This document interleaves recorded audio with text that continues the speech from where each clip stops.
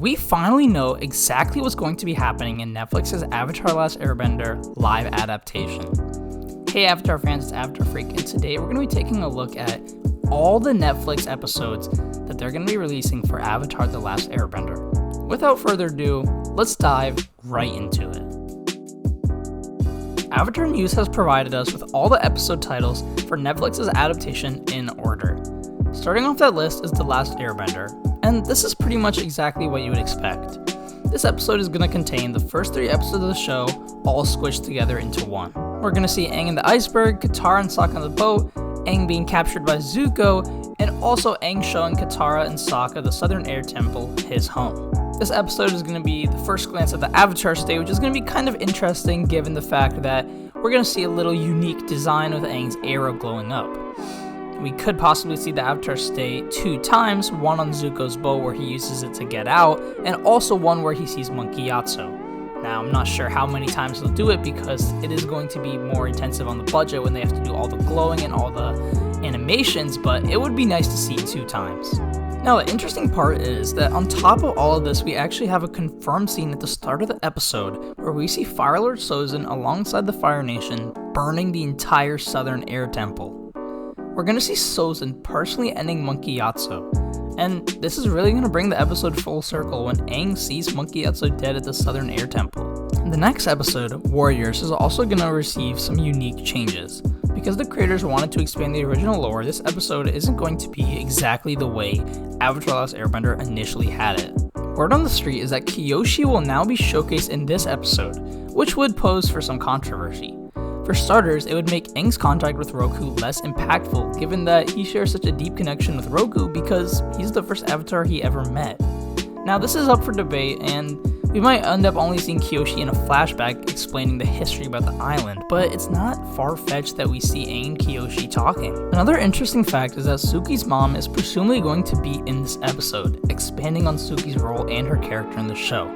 Now, this and Avatar Kyoshi are a little bit up for grabs, but it's not far-fetched considering that they've both been casted for this season, where originally they didn't even show up in Season 1 of Avatar, especially Suki's mom not even having a role in Season 1 of Avatar.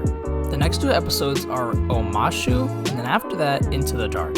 These episodes are a bit unique because there aren't too many solid theories about what Into the Dark is going to be about, and surprisingly enough, also Omashu. A plausible theory is that Into the Dark is basically the storm because of how influential that episode is to Aang and Zuko's characters. However, the Avatars on YouTube theorizes that Omashu will be the episode where the gang goes to Omashu and meets King Bumi. And then afterwards, the Fire Nation will take over Omashu with King Bumi fighting to protect it.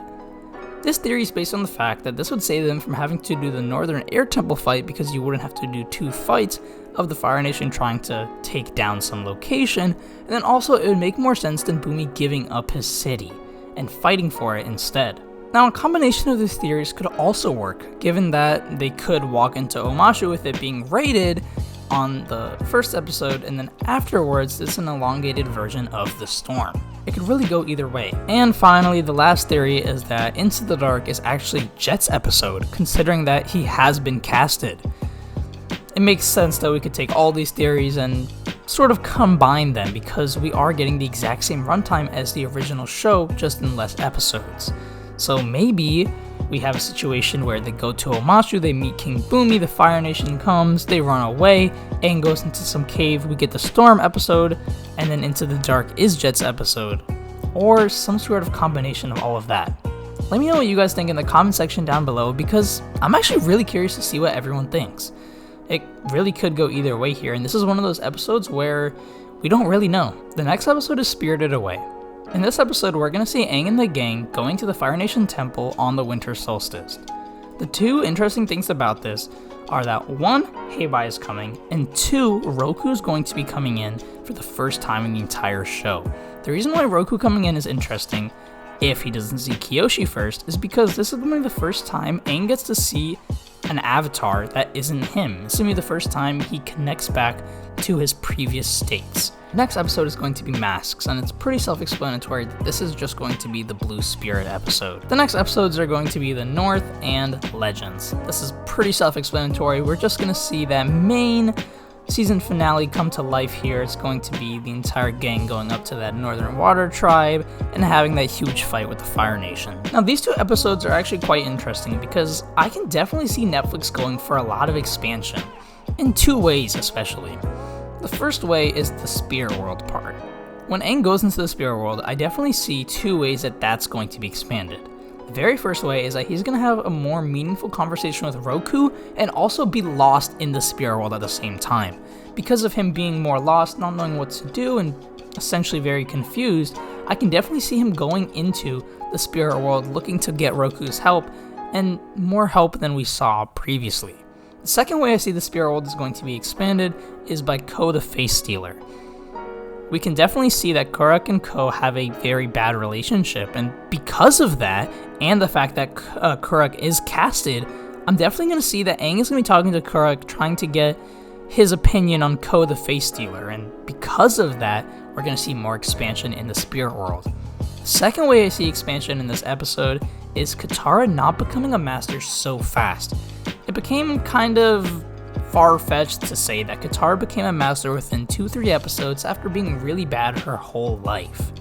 So, because of that, I can see that Katara is going to make some steady growth, probably exponential growth because she's learning from a master, but not getting to that master level. Or if she does, over the course of 2 episodes where we can really see her training more than what we saw. It's kind of just weird to see how Katara fights Master Pakku and is basically winning for most of the fight, while literally not being able to do anything previously. I can definitely see her becoming a master late season 2, mid season 2, but I don't think Netflix is really going to make it that easy for her. And that's it, ladies and gentlemen. The Netflix live-action Avatar: The Last Airbender adaptation has basically been laid out for us. Let me know what you guys think in the comment section down below, and if you want to take me on some of my opinions. I'll see you guys later. I'm Avatar Freak. Catch you next time.